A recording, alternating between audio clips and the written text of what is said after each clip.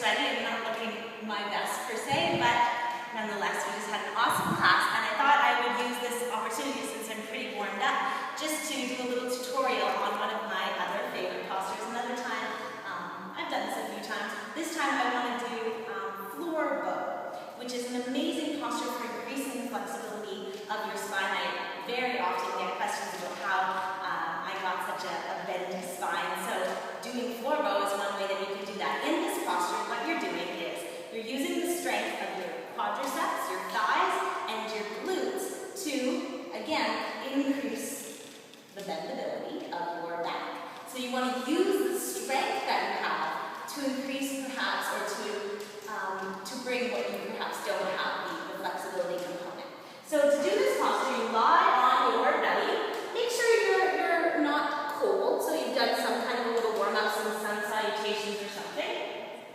Or a different class is obviously another way to do that, which is what we just did.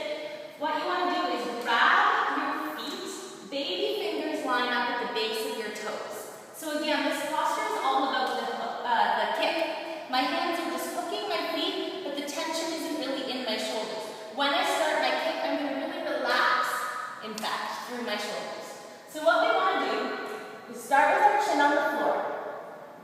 You take a deep breath in, you start to kick. I'll show you the posture and then I'll talk a little bit about it. You start to kick, maybe I can do it at the same time.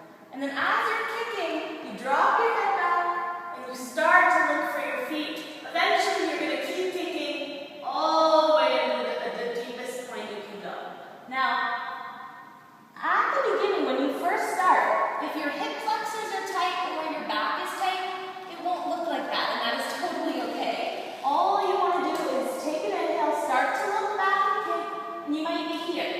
And as the front of your thighs stretch out, and as you use the strength to increase the flexibility, you start to go up more. Eventually the thighs come up off the floor.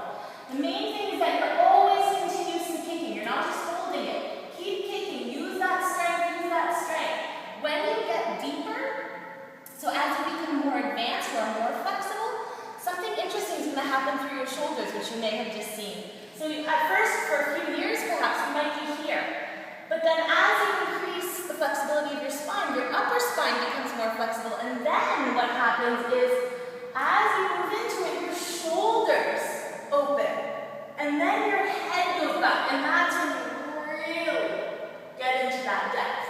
So the shoulders actually rotate, which probably looks kind of freaky, 180 degrees in the socket. Now again, that only happens once you've really opened up and once you're open through here. But just something to be aware of. To start that